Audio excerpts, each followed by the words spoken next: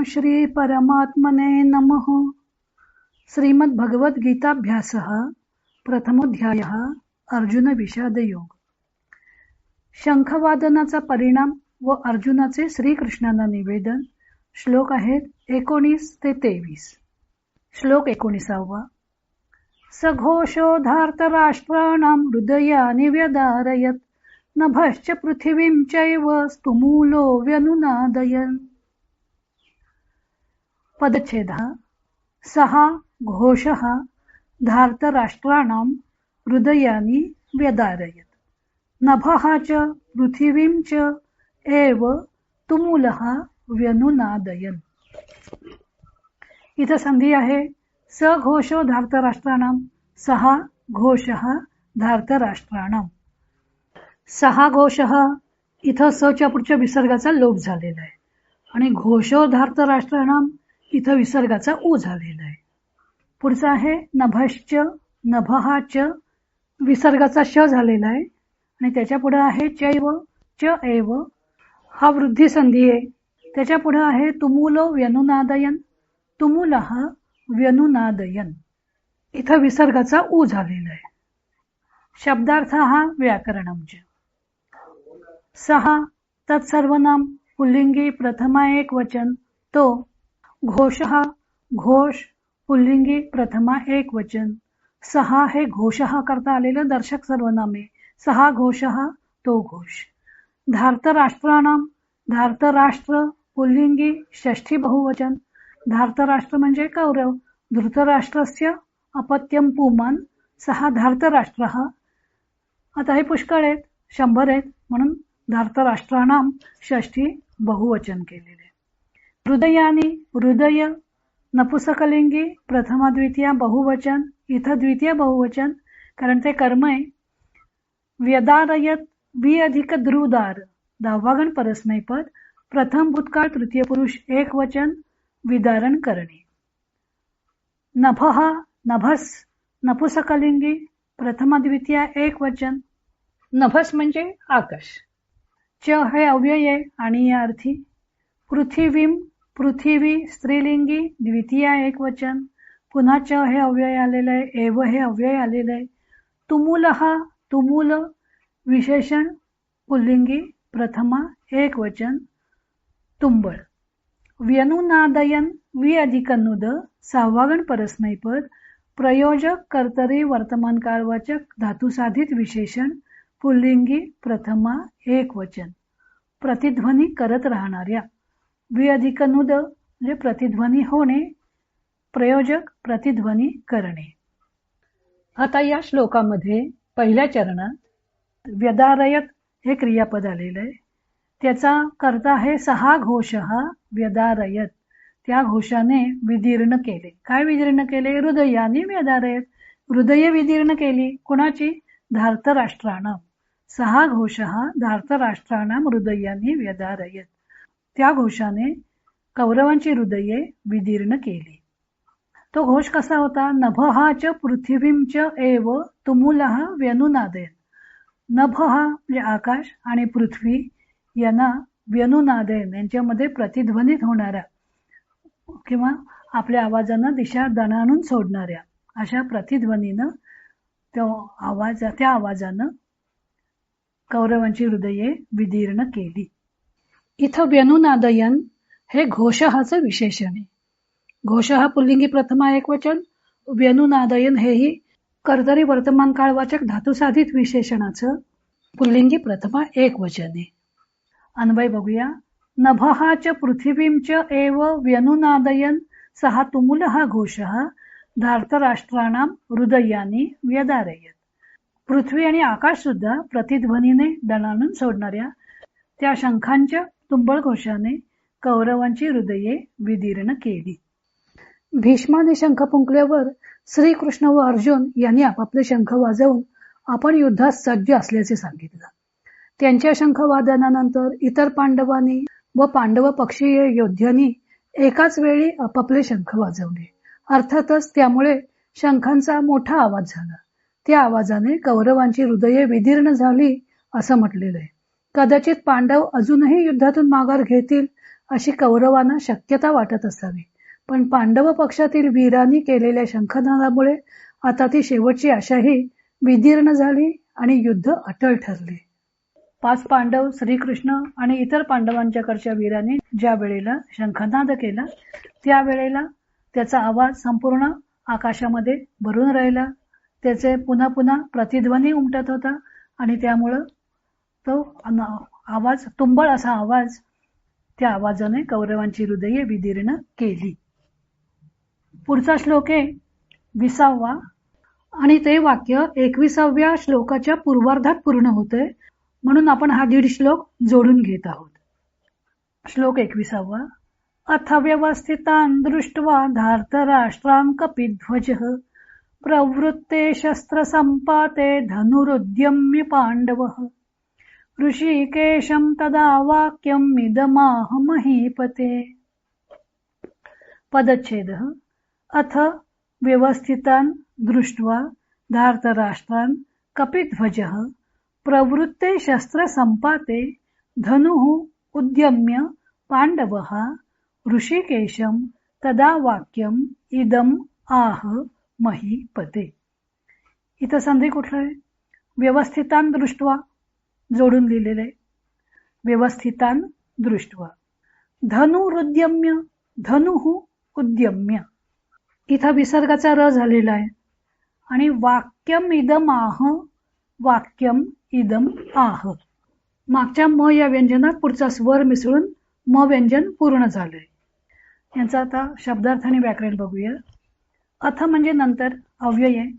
व्यवस्थितान, वि अधिक अव अधिक स्थातिष्ठ, व्यवस्थित उभे राहणे. पहिला गण परस्मै पदाचा धातू आहे.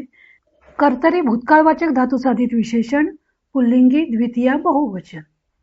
दृष्ट्वा, दृश्यपश्य पहिला गण परस्मै पद, पूर्वकालवाचक धातू साधित द्वांतव्यय, अर्थ आहे त्याचा पाहून. धार्तराष्ट्रान, धार्तराष्ट्र पुल्लिंगी द्वितीय बहुवचन, धृतराष्ट्राच्या पुत्रांना. कपिध्वज, कपिध्वज पुल्लिंगी प्रथमा एकवचन, हे अर्जुनाचं विशेषण आहे. कपि हे ध्वजे यस्य सहा, ज्याच्या ध्वजावर कपी आहे तो. याच्याबद्दलची कथा महाभारतात आलेली आहे. ज्यावेळी हनुमानाने भीमाचं गर्वहरण केलं त्यावेळेला नंतर भीमाला दर्शन देऊन त्यांनी भीमाला आश्वासन दिलं होतं की महाभारतीय युद्धाच्या वेळेला मी अर्जुनाच्या ध्वजावर असेल आणि भुभुक्कार करून कौरवांच्या सैन्याला घाबरवेल. प्रवृत्ते, प्र अधिक वृत्तवर्त पहिला गण आत्मनेपद, प्रवृत्त होणे. कर्तरी भूतकाळवाचक धातू साधित विशेषण, पुल्लिंगी सप्तमी एकवचन, सुरू झाल्यावर. शस्त्र संपाते, शस्त्र संपात सप्तमी एकवचन, पुल्लिंगी सप्तमी एकवचन. प्रवृत्ते शस्त्र संपाते ही सती सप्तमीची वाक्यरचना आहे. अशा प्रकारची वाक्यरचना हे संस्कृत भाषेचं वैशिष्ट्य आहे. अर्थ आहे शस्त्र संपात सुरू झाल्यावर. ज्या वेळेला 2 क्रिया एकाच वाक्यात येतात तेव्हा गौण क्रियेबद्दल सती सप्तमी म्हणजे सप्तमी विभक्ती वापरण्याची पद्धत आहे. संपातचा अर्थ आहे संयोग, टक्कर, धडक किंवा संचार. शस्त्र संपात म्हणजे शस्त्र गोळा करण्याचं काम चालू झालेलं असताना, थोडक्यात युद्धाची तयारी सुरू झालेली असताना शस्त्र संपाते. शस्त्राणाम संपातः षष्ठी तत्पुरुष समास होईल. धनुः, धनुष नपुसकलिंगी शब्द आहे, प्रथमा द्वितीया एक वचन. उद्यम्य, उद अधिक यम पहिला गण परस्मैपद, पूर्वकाल वाचक धातू साधित ल्यबंतव्यय, सज्ज करून. पांडव, पांडव पुल्लिंगी प्रथमा एक वचन. इथं हे पांडव अर्जुनाला उद्देशून म्हटलेलं आहे. पांडव अपत्यम पुमान, पांडव म्हणजे 5 पांडवातला कुठलाही पांडव, इथं अर्जुन. ऋषिकेशम, ऋषिकेश पुल्लिंगी द्वितीय एक वचन, श्रीकृष्ण. याचं स्पष्टीकरण मागं आलेलं आहे. ऋषिक म्हणजे इंद्रिय आणि इंद्रियांचा स्वामी तो ऋषिकेश. ऋषिकाणाम ईशः ऋषिकेशः षष्ठी तत्पुरुष. तदा म्हणजे तेव्हा अव्यय येते. वाक्यम, वाक्य नपुसकलिंगी प्रथमा द्वितीय एक वचन, वाक्य त्याचा अर्थ. इदम, इदम सर्वनाम नपुसकलिंगी प्रथमा द्वितीय एक वचन. आह, ब्रू दुसरा गण उभयपदे बोलणे, याचा आहे परोक्ष भूतकाळ तृतीय पुरुष एकवचनपणे आणि वर्तमान काळ तृतीय पुरुष एकवचन मध्ये हे वैकल्पिक रूपे. म्हणाला महीपते महीपती पुल्लिंगी संबोधन एक वचन, मह्याः पतिः महीपतिः षष्ठी तत्पुरुष समास होईल. अथ व्यवस्थितान दृष्ट्वा धार्तराष्ट्रान कपिध्वजः, धार्तराष्ट्रान व्यवस्थितान दृष्ट्वा, धार्तराष्ट्र म्हणजे कौरव, व्यवस्थित उभे राहिलेले पाहून, म्हणजे युद्धाच्या तयारीनं उभे आहेत असं पाहून. आणि काय बघितलं, प्रवृत्ते शस्त्र संपाते, आता शस्त्रांचा संग्राम, शंखनाद झालेला आहे, आता शस्त्रसंग्राम सुरू होणार त्यावेळेला धनुः उद्यम्य, धनुष्य सज्ज करून, पांडव म्हणजे अर्जुन, ऋषिकेशम वाक्यम आह, ऋषिकेशम इदम वाक्यम आह, हे मूळ वाक्य आहे त्याच्यामध्ये, पांडवः ऋषिकेशम इदम वाक्यम आह, अर्जुन ऋषिकेशाला म्हणजे श्रीकृष्णाला असं वाक्य म्हणाला. महीपते, इथं मह्याः पतिः, महीपती म्हणजे राजा, षष्ठी तत्पुरुष समास. हा शब्द धृतराष्ट्राला उद्देशून वापरलेला आहे, कारण संजय ही हकीकत धृतराष्ट्राला सांगतोय. हे महीपते असं तो धृतराष्ट्राला म्हणतोय. आता या वाक्याचा अन्वय काय होईल, हे महीपते धार्तराष्ट्रान व्यवस्थितान दृष्ट्वा अथ प्रवृत्ते शस्त्र संपाते कपिध्वजः पांडवः अर्जुनः धनुः उद्यम्य ऋषिकेशम इदम वाक्यम आह. हे राजा धृतराष्ट्राचे पुत्र व्यवस्थित उभे राहिलेले पाहून शस्त्र वर्षावाची वेळ होत आली असताना ज्याच्या ध्वजावर हनुमान आहे असा पांडुपुत्र आपले धनुष्य उचलून श्रीकृष्णांना असं वचन बोलला. प्रवृत्ते शस्त्र संपाते ही सती सप्तमीची वाक्यरचना आहे. शस्त्रप्रहार सुरू झाला असता असा अर्थ काही टीकाकार करतात, पण शस्त्रप्रहार सुरू झाल्यानंतर म्हणजेच युद्ध सुरू झाल्यावर गीता सांगितली जाणे अशक्य होते. शस्त्रसंपात म्हणजे शस्त्रसंभार रथावर आणून ठेवणे असा अर्थ आहे, असं जसं करंदीकर म्हणतात. आता काय वचन बोलला ते पुढच्या श्लोकापासून सुरू झालेलं आहे, त्यामुळे 21व्या श्लोकाचा उत्तरार्ध हा 22व्या श्लोकाशी जोडून घेतलेला आहे. श्लोक 21व्याचा उत्तरार्ध आणि 22वा. अर्जुन उवाच सेनयोरुभयोर्मध्ये रथं स्थापयमेच्युत यावदेतान् निरीक्ष्येऽहं योद्धुकामानवस्थितान् कैर्मया सह योद्धव्यम् अस्मिन् रणसमुद्यमे. पदच्छेद बघूया.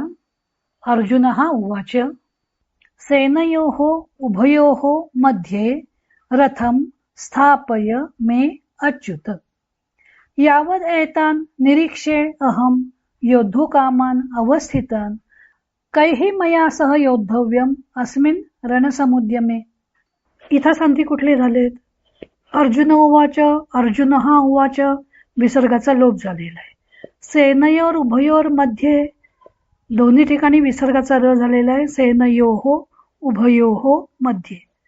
मेच्युत मे अच्युत इथं पूर्वरूप संधी झालेला आहे.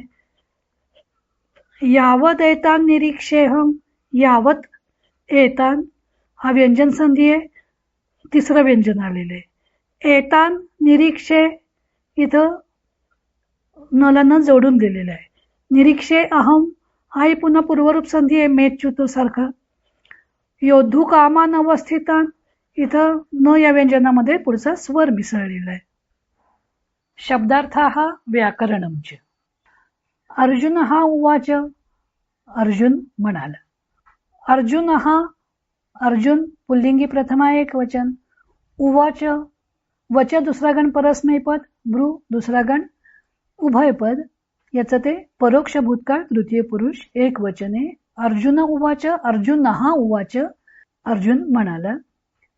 सेनयोः, सेना स्त्रीलिंगी, षष्ठी सप्तमी द्विवचन, इथं सप्तमी द्विवचने दोन्ही सैन्यांच्या मध्ये. उभयोः, उभ सर्वनामे सेना करता आलेलं असल्यामुळे इथं स्त्रीलिंगी आहे. षष्ठी सप्तमी द्विवचन. पुल्लिंगात आणि नपुंसकलिंगात सुद्धा षष्ठी सप्तमी द्विवचन उभयोः अशीच होईल. इथं स्त्रीलिंगी सप्तमी द्विवचने दोन्ही सैन्यांच्या मध्ये, सेनयोः उभयोः सेनयोः मध्ये, दोन्ही सैन्यांच्या मध्यभागी. मध्ये मध्य विशेषणे सप्तमी एकवचन. रथम रथ पुल्लिंगी द्वितीया एकवचन. स्थापय स्थातिष्ठ पहिलगण परस्मैपद उभे असणे. इथं हे प्रयोजक आज्ञार्थ द्वितीय पुरुष एक वचन उभा करणे. उभे असणे उभा करणे या अर्थी ते प्रयोजक झालेले. मे अस्मत् सर्वनाम षष्ठी एकवचने इथं. अच्युत अच्युत पुल्लिंगी संबोधन एकवचने. श्रीकृष्णाचं नाव आहे. कसं बनलं? न चवते इति अच्युतः. जो ढळत नाही तो अच्युत. आपल्या जागेवरून तसुबरही जो हलत नाही तो अच्युत. उपपद तत्पुरुष. यावद अव्यये जितके, तावद म्हणजे तितके, यावद म्हणजे जितके किंवा जेवढे. एतान एतत् सर्वनाम पुल्लिंगी द्वितीया बहुवचन. निरीक्षे निरधिक ईक्ष पहिला गण आत्मनेपद नीट पाहणे. वर्तमान काळ प्रथम पुरुष एक वचन नीट पाहतो. अहम अस्मत् सर्वनाम प्रथमा एक वचन अर्थातच मी.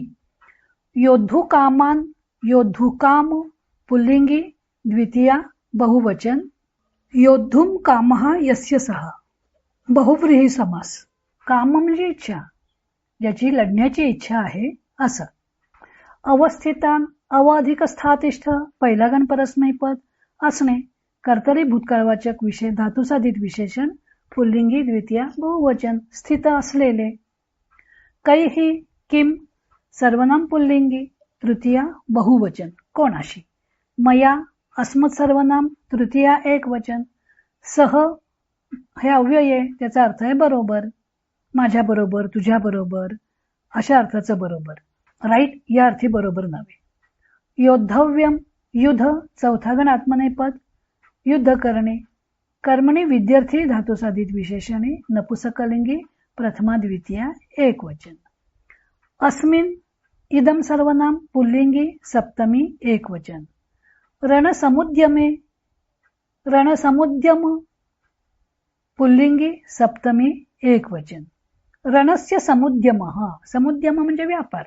रणस्य समुद्यमः रणाचा व्यापार, युद्धाचा व्यापार. रणसमुद्यमे या रणव्यापारामध्ये.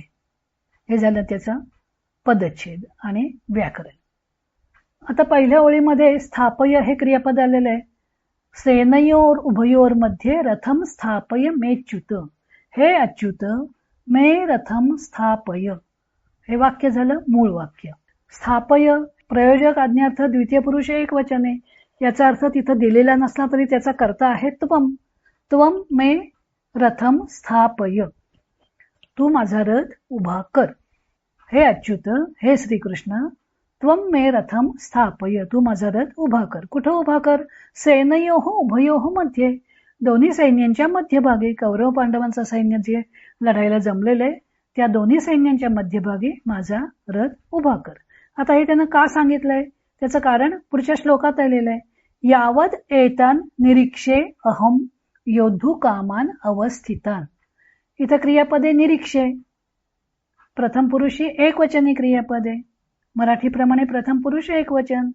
First person singular. उत्तम पुरुष एक वचन. अहम निरीक्षे मी निरीक्षण करतो. कोणाला निरीखून पाहतो? योद्धू कामान अवस्थितान.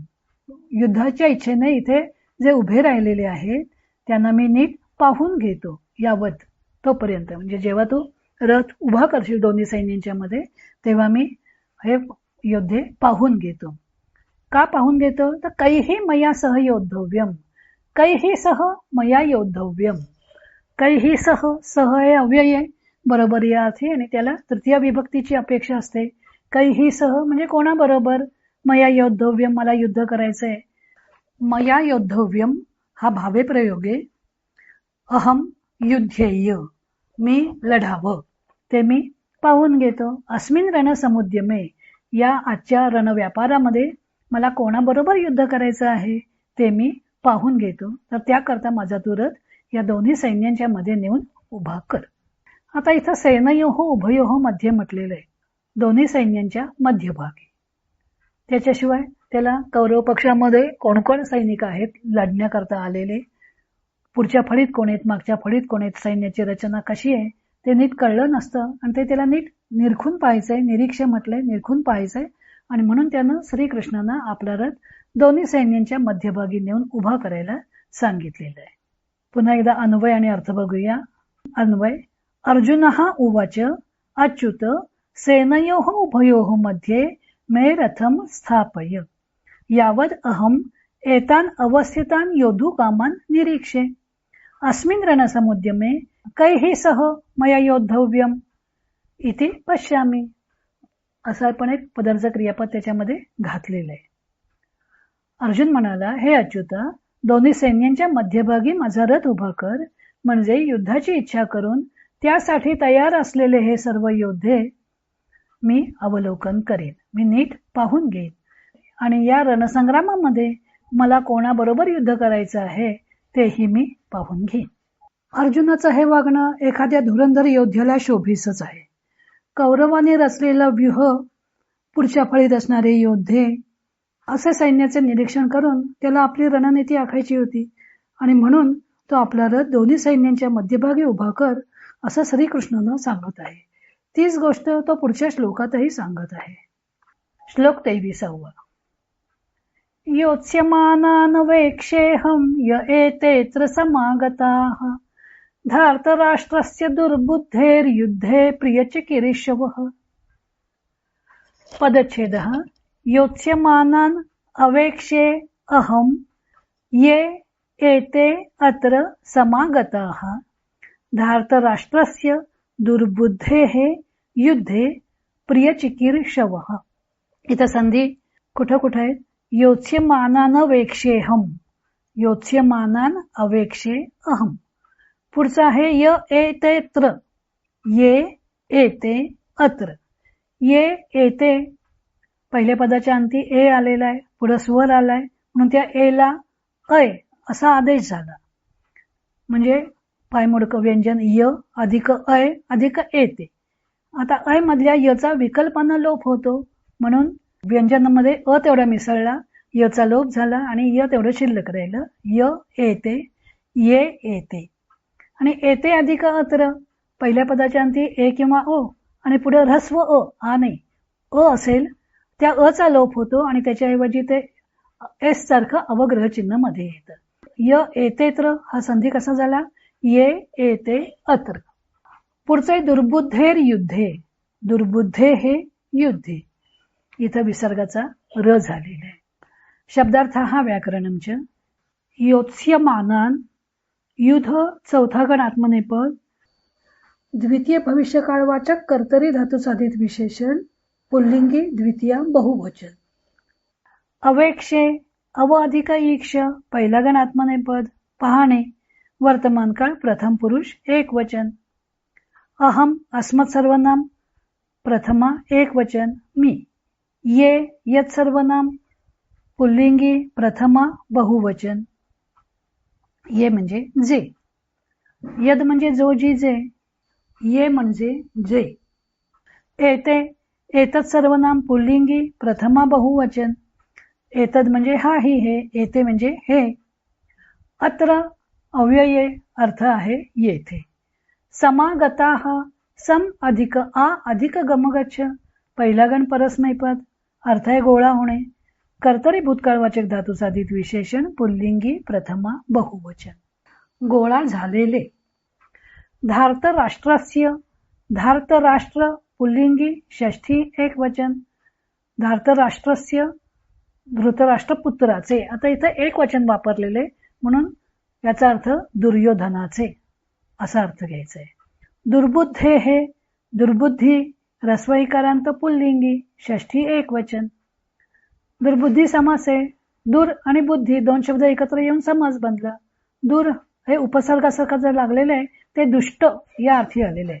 दुष्टा बुद्धी ही यस्य सहा, ज्याची बुद्धी दुष्ट आहे अशी. आता हे दुष्ट आहे जे विशेषणावरून दूर हे जे आलेलं आहे ते उपसर्गासारखं दिसून येतं, त्याला प्रादी बहुर्वी समास म्हणतात. नुसता बहुर्वी नाही, बहुर्वी तर आहेच, प्रादी बहुर्वी. ज्याची बुद्धी दुष्ट आहे असं. युद्धे, युद्ध नपुसकलिंगी, सप्तमी एकवचन, युद्धामध्ये. प्रियचिकीर्षवः, प्रियचिकीर्षु पुल्लिंगी प्रथमा बहुवचन, भानुप्रमाणे चालला, भानुः भानु भानवः, तसा चिकीर्षु चिकीर्षु चिकीर्षवः.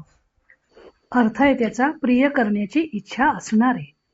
प्रियम चिकीर्षुः, प्रिय चिकीर्षुः, हा झाला द्वितीय तत्पुरुष. आणि चिकीर्षु शब्द कसा बनला? कर्तुम इच्छती इति चिकीर्षु, इच्छार्थक येते. कर्तुम इच्छती, ईश इच्छ धातूपासून बनलेलं ते इच्छार्थक आहे. कर्तुम इच्छती इति चिकीर्षुः. चिकीर्षती हे इच्छार्थकापासून झालेलं क्रियापद आहे. क्रू आठवा गण उभयपद, इच्छार्थक तृतीय पुरुष एकवचन. आता याच्यामध्ये अवेक्षे हे क्रियापद आहे, पहिल्या चरणात आलेलं. प्रथम पुरुषी एकवचन आहे म्हणून त्याचा कर्ता आहे अहम. अहम अवेक्षे, मी पाहीन किंवा पाहतो. कोणाला पाहतो? योत्स्यमानान अवेक्षे. योत्स्यमानान हे त्याचं कर्म आहे. अहम योत्स्यमानान अवेक्षे, मी युद्धाची इच्छा करणाऱ्यांना पाहून घेतो. हे कुठले योत्स्यमान? ये येते अत्र समागताः, हे जे येथे आलेले आहेत युद्धाच्या इच्छेने, त्या योत्स्यमानान युद्धाची इच्छा करणाऱ्यांना मी पाहून घेतो. आणखीन पुढे काय म्हटलंय? धार्तराष्ट्रस्य दुर्बुद्धेः, दुर्बुद्धेः हे धार्तराष्ट्रस्यचे विशेषण आहे. धार्तराष्ट्र म्हणजे इथं दुर्योधन.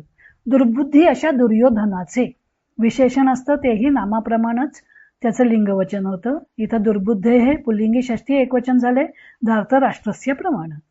दुर्बुद्धी अशा धृतराष्ट्रपुत्राचं दुर्योधनाचं युद्धामध्ये प्रिय चिकीर्षवः, प्रिय चिकीर्षवः म्हणजे प्रिय करण्याची इच्छा करणारे. आणि समागताः हे त्याचं विशेषण आहे. प्रिय चिकीर्षवः समागताः, प्रिय करण्याच्या इच्छेने हे जे जमलेले आहेत. दुष्ट बुद्धी दुर्योधनाचं युद्धामध्ये प्रिय करण्याच्या इच्छेने हे जे येथे जमलेले आहेत समागताः, कोण? युद्धाची इच्छा करणारे. त्या युद्धाची इच्छा करणाऱ्यांना मी पाहून घेतो, असं कारण अर्जुनानं श्रीकृष्णांना सांगितलेलं आहे. रथ मध्यभागी उभा करण्याचं कारण काय? तर दुर्योधनाचे हित करणारे कोण कोण जमलेले आहेत ते त्याला पाहून घ्यायचे. पुन्हा एकदा अन्वय अर्थ बघूया. दुर्बुद्धे धार्तराष्ट्रस्य युद्धे प्रिय चिकीर्षवः ये एते अत्र समागताः तान योत्स्यमानान अहम अवेक्षे. दुर्बुद्धी धृतराष्ट्र पुत्राचं म्हणजे दुर्योधनाचं युद्धामध्ये प्रिय करण्याची इच्छा असलेले हे जे योद्धे येथे गोळा झालेले आहेत त्यांना मी अवलोकन करीन, त्यांना मी पाहून घेईन. आणि म्हणून माझा तो रथ या दोन्ही सैन्यांच्या मध्यभागी नेऊन उभा कर.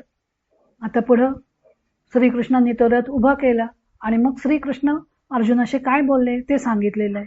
तो भाग आपण नंतर बघू. हरि ओम तत्सत.